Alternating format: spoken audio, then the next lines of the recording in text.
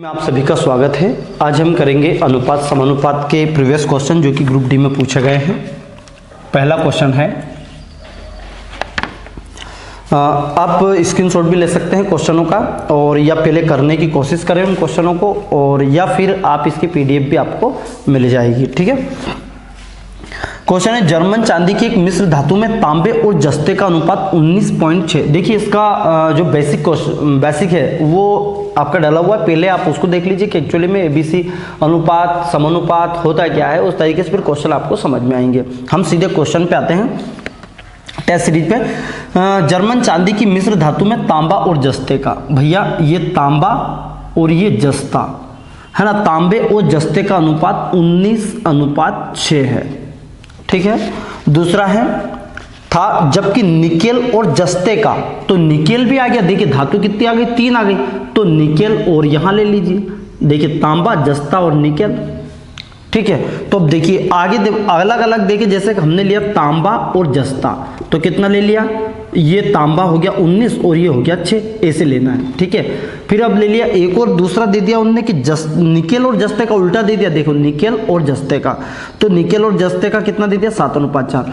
सबसे पहले अनुपात समानुपात में ये चीज याद होना चाहिए कि वो क्रम से होना चाहिए। क्या होना चाहिए, क्रम से। जैसे कैसे, ए बी सी, ए अनुपात बी यदि कुछ भी है तो बी इसके बाद आएगा बी अनुपात सी, मतलब ए के बाद आएगा बी, बी के बाद आएगा सी। बात समझ में आया, मतलब रिपीट है। और फिर इसके बाद आएगा तो सी अनुपात डी, ऐसा आएगा। ऐसा नहीं दे सकता कि एक अनुपात दे दिया, ए अनुपात बी की वैल्यू 3:4 है, और फिर यहां दे दिया उनने कि सी अनुपात ए की वैल्यू ये दी है। तो देखिए रिपीटेशन हुआ क्या, यहाँ ए के बाद बी, बी के बाद बी सी होना था, तो क्या आ गया सीधा सी ए। हाँ ये हो सकता था। फिर हम इसको क्या करेंगे सही करने के लिए, तो बी अनुपात ए करेंगे। क्या करेंगे, बी अनुपात ए, और इसको करेंगे ए अनुपात सी। देखिए जहां से शुरू हुआ वहीं से खत्म होने दे, तुमसे ही तो शुरू है खत्म भी तुम पर होगी, ये लाइन याद रखना है। जहां से शुरू वहीं से खत्म, यदि यहां खत्म हो गया तो शुरू वहीं से होगा। बस आपको अनुपात समानुपात में एक ही चीज याद रखनी है, कुछ भी ज्यादा टेंशन लेने की जरूरत नहीं। क्वेश्चन धड़ा धड़ाएंगे, टेंशन नहीं लेने का। देखिए भाई यहां दे दिया उन्होंने, यहां दिया उन्होंने दूसरा निकेल और जस्ते का, तो देखिए तांबा और जस्ता, तो क्या मैं इसको ऐसा लिख सकता हूं या करके जस्ता और निकिल, बिल्कुल कर सकता हूं। तो देखिए तांबा जस्ता, जस्ता निकिल, जहां से शुरू वहीं से शुरू, जहां से खत्म वहां से शुरू। बात समझ में आए। तो जब ये 7:4 है तो इसका क्या हो जाएगा, ये 4:7। क्या बात समझ में आई है, बस हो गया काम। यहां लिख दीजिए, देखिए जे के सामने लिख दिया 4 और निकेल के सामने लिख दिया 7। देखिए तांबे का 19 बिल्कुल, जस्ते का 6 बिल्कुल, फिर देखिए वापस जस्ते का 4, निकिल का 7। मैंने 2 तरीके बताए थे। यहाँ उल्टा एन बना, देखिए सीधा एन क्या होता है, ऐसा, उल्टा एन कैसा होता है, ऐसा।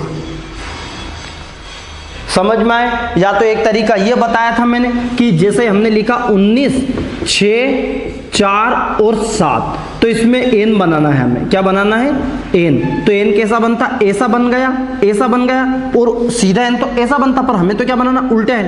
तो ये बन गया हमारा उल्टा एन। बात समझ में आया। बस गुणा कर दीजिए। अब गुणा कैसे कर दीजिए, 1976, फिर क्या ऐसे गुणा हो रहा है जैसा तीर का निशान, फिर कैसा गुणा, ऐसा जा रहा है 6 चुके 24, फिर कैसा जा रहा है 7 छंके 42। बात समझ में आया ऐसे। या फिर ये तरीका मैंने आपको 4 संख्याओं के लिए बताया था। फिर मैंने एक और बताया था कि अनुपात जो रेशो होता है, जो अनुपात होता है वो सबसे लोवेस्ट या सिंपलेस्ट फॉर्म होता है, मतलब सरलीकरण। जैसे मैं लिख दूं कि ये 42/40, क्या ये एक अनुपात में है, अनुपात में है, सरलतम अनुपात में नहीं है। तो सबसे पहले हमें इसको सरलतम अनुपात में करना है। तो सरलतम अनुपात के लिए क्या करेंगे भैया, इसको 2 से काट देंगे, 21/20। इसके अलावा और छोटा फॉर्म हो सकता है क्या, मतलब जब तक कट जाए, जब तक उसका एचसीएफ 1 ना जाए, दोनों वैल्यू का अंश और हर का, तब तक उसको काटना है। तो देखिए 76, 24, 42 कैसे तो कट रहा है, 2 से कट जाएगा, बिल्कुल कट जाएगा। देखिए 2 से इसको काट दिया तो कितना आया, 38। इसको 2 से काट दीजिए 12 और इसको 2 से काट दीजिए 21। 2 से काटने का मतलब होता है आधा करना, सीधा आधा करना। ऐसा मत लगा देना 2 × 6 = 16, सीधा 76 38 24 12 38 12 21, ये आंसर। एक तो ये तरीका।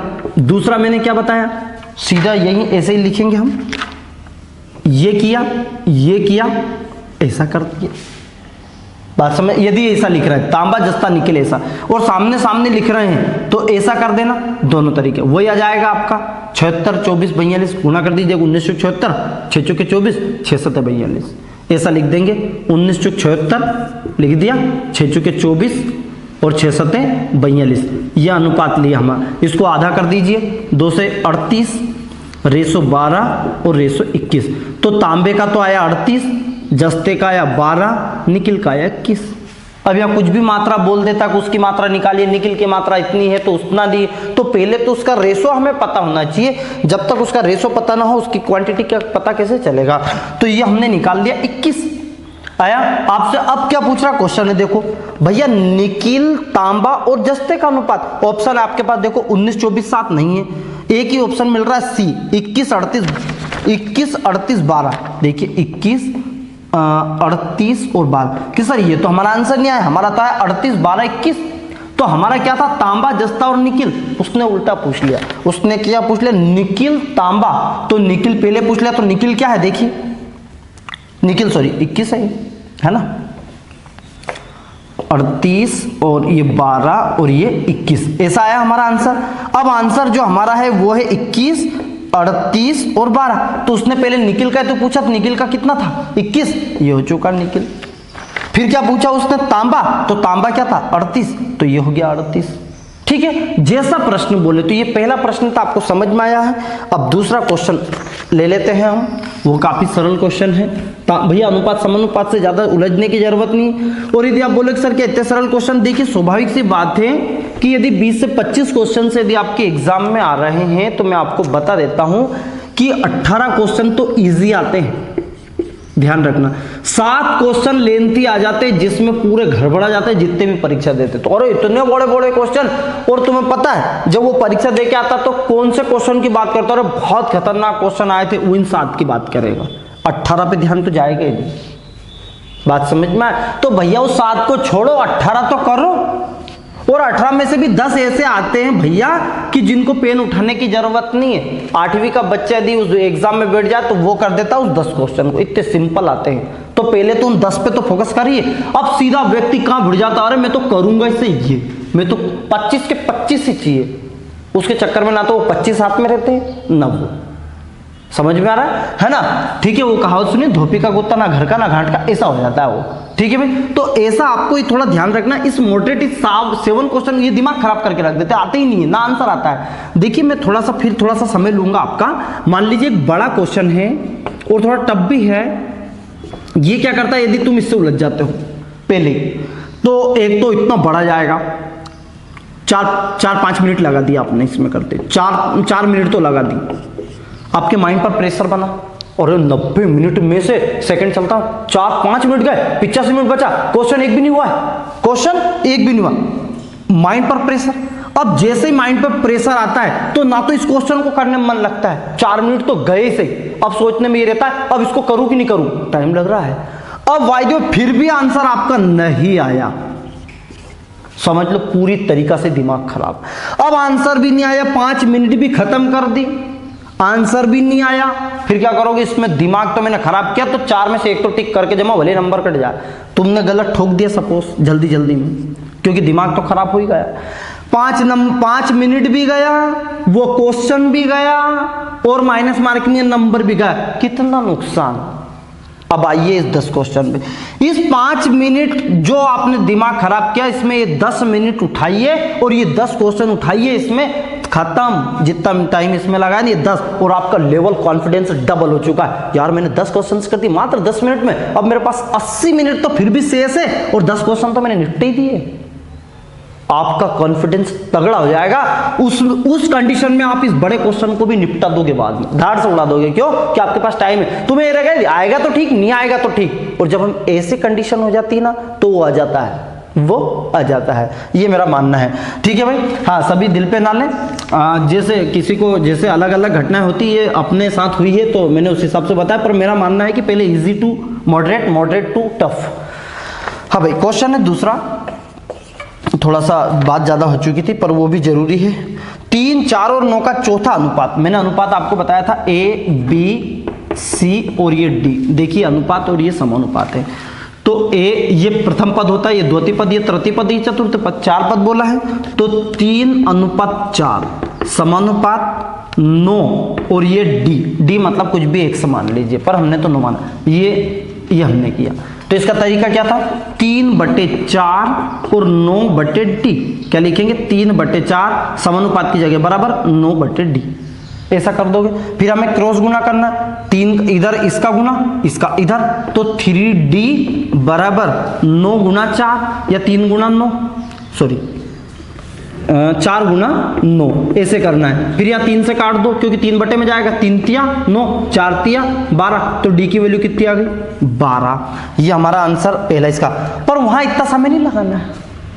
जब आपको पता है कि ये शुरू का और आखिरी का गुना क्या होता है, ध्यान रखना, शुरू का और आखिरी का गुना जब 4 पद और इन दोनों का गुना बराबर कर दो दोनों। क्या करना है, इन दो का गुणा कैसे, देखिए ए, यहां देखिए थोड़ा ध्यान से, ये ए बी, इसको मैं करता तो कैसा करता, A/B/C/D, AD का गुणा और BC का गुणा। तो AD कहां है, ABCD, आखिरी का गुणा, बीच वाले का गुणा। तो सीधा गुणा कर देंगे। हम क्या करेंगे, ऐसा नहीं करेंगे, और वहां हम कर देंगे कि सीधा जाएगा 3D = 9 चौक 36, इसको काट दीजिए, सीधा 12 हटाइए। बात समझ में आया। चलिए आगे बढ़ते हैं क्वेश्चन पे। तीसरा, ठीक, तीसरा क्वेश्चन है 25, 35 और P क्रमिक अवस्था में। तो 25, 35 क्रमिक का मतलब होता है ये जो होता है इसी को डबल कर दीजिए, 35 और ये P क्रमिक का मतलब क्रम से है वो। अब वही तरीका मैंने आपको बताया था, शुरू का गुणा इसका गुणा।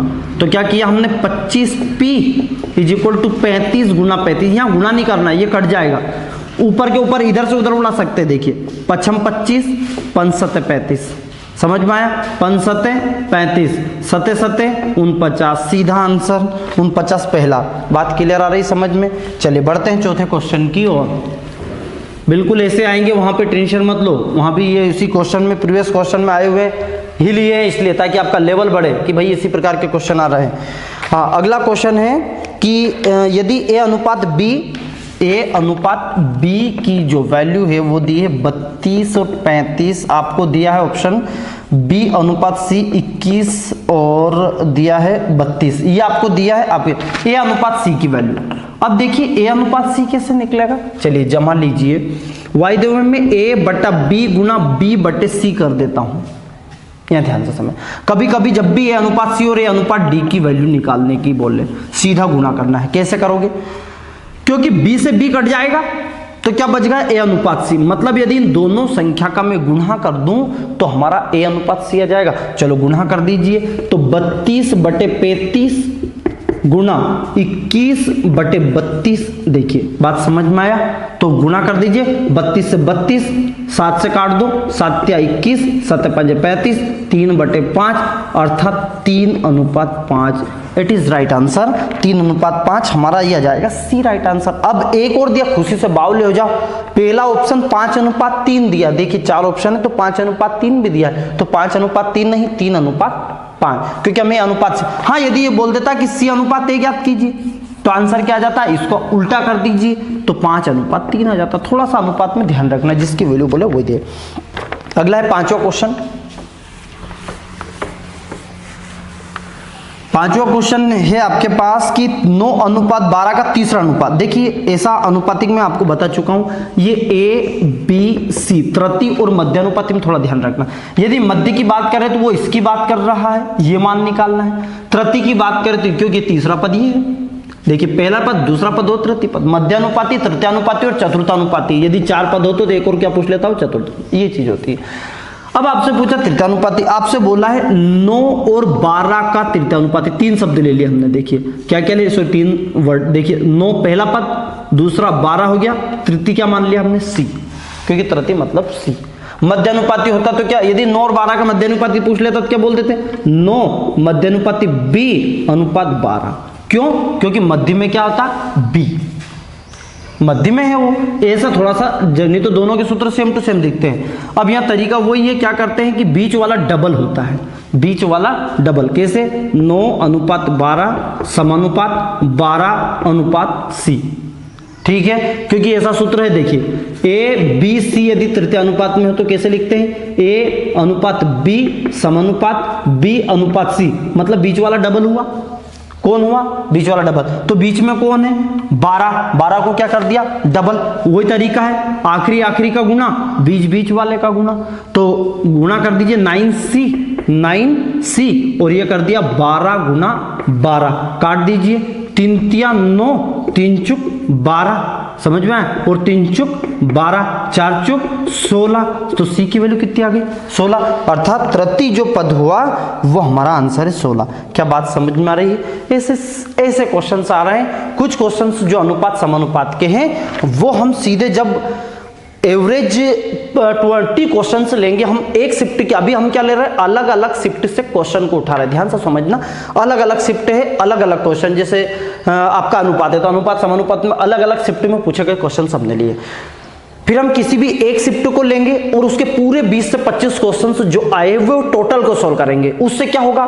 उससे माइंड का डाइवर्जन होगा, कैसे क्वेश्चंस आते ये सब। अब जैसे अनुपात समानुपात हम कर रहे हैं, क्या होता है हमारे माइंड की कैपेसिटी में, आपको बताओ क्या होती है कि हम अनुपात समानुपात कर रहे हैं, अचानक से अभी एक त्रिकोणमिति का क्वेश्चन आ जाता तो फिर हम त्रिकोणमिति का सूत्र एकदम भूल जाते हैं, माइंड डाइवर्ट नहीं कर पाते हैं। दूसरी बात, जैसे थोड़ा सा एक उदाहरण देता हूं, आप एक काम कर रहे हैं, आपसे बोल दिया कि यार आज तेरे को ये काम करना है, एक घर की पुताई करनी है। दूसरा व्यक्ति आता है, तेरे को पुताई नहीं करनी तो एक काम कर, ये काम छोड़ के तेरे को ईंट भी लेके जानी है। ठीक है भाई, उसने फिर भी मान लिया, खाओ भैया कर लूंगा। तीसरा व्यक्ति आता है, तेरे को एक काम करना, जो गेट है ना वो गेट भी तेरे को ही लगाना है, बिल्कुल मान लिया। चौथा व्यक्ति फिर उसी व्यक्ति के पास आता है और फिर बोलता है कि अब तेरे को एक काम करना है कि जो सोयाबीन पड़ी है ना वो खेत में ले जाके पटकनी, तो उस चौथे व्यक्ति में ऐसा झपाटा देता है कि बस पूछो मत। क्यों? क्यों? दिमाग खराब हो जाता है, कभी या तो तू काम ये करवा ले, कभी ये करवा ले, पर तुम्हें यहाँ करना है, तुम्हें वहां झापट नहीं देना, तुम्हें यहाँ करना है। क्यों करना है? या वो यही सिखाते कि माइंड डाइवर्जन की क्षमता बंदे की है या नहीं। क्योंकि जब एक अधिकारी या एक कर्मचारी जो रहता है उस पे ऐसे ही प्रेशर आते हैं। एक कर्मचारी बोल जाता है, वो साहब जी बोल देते हैं भैया तेरे को ये करना है, रे फलाने तेरा नाम ये है, तेरे को ये करना है। दूसरा तीसरा व्यक्ति आता है, तेरे से मैं जब फाइल का बोला तो तू फाइल लेके क्यों नहीं आया? चौथा व्यक्ति आएगा और तेरे से बोल दिया था कि वो सामान वहां लेके आना है। सबकी क्या करता है? जी सर और हाँ सर। क्षमता इतनी हो जाती है क्योंकि माइंड डाइवर्जन करते करते कभी तो तृतीयानुपाती पूछ रहा है तो कभी मध्यानुपाती, फिर सीधा त्रिकोणमिति दे देता है, तो फिर सीधा बीजगणित दे देता है, बीजगणित के बाद सीधे आ जाते हैं तो वो लाभानी दे देता है। तो माइंड कन्वर्ट, मतलब माइंड को डाइवर्जन सीखना है तो हमें वही 25 क्वेश्चन एक साथ तब करेंगे, तो अलग अलग वेराइटी के जब क्वेश्चन आएंगे तो कैसे हम वहां तुरंत अभी तो क्या, जैसे ये अनुपात समानुपात चल रहा है तो तुम्हें बहुत अच्छे समझ में आए, जैसे दूसरा चैप्टर आता है हम भूल जाते हैं। भाई यही तो तुम्हें सिखाना है, यही नई रणनीति है। इस रणनीति के अकॉर्डिंग यदि पढ़ाई करें, ग्रुप डी डन है, एक तरफ कॉपी में लिख देना, पक्का सिलेक्शन है इस बार, बिल्कुल ऐसा सिलेक्शन नहीं, डन। और अपने अंदर आत्मा से पूछ लिए, यदि हमारा सिलेक्शन हो गया वो फिर फीलिंग ही अलग आती है भाई सिलेक्शन वाली। आज मान के देखिए और फीलिंग लीजिए, और यदि वीडियो को थोड़ा सा भी यदि आपको फायदा हो रहा तो भाई एक काम तो जरूर कर दीजिएगा, बस इसको शेयर कर दीजिए, इंस्टाग्राम पे, फेसबुक पे, व्हाट्सएप पे, जहां जहां लगे वहां शेयर कीजिए। जय हिंद, जय भारत।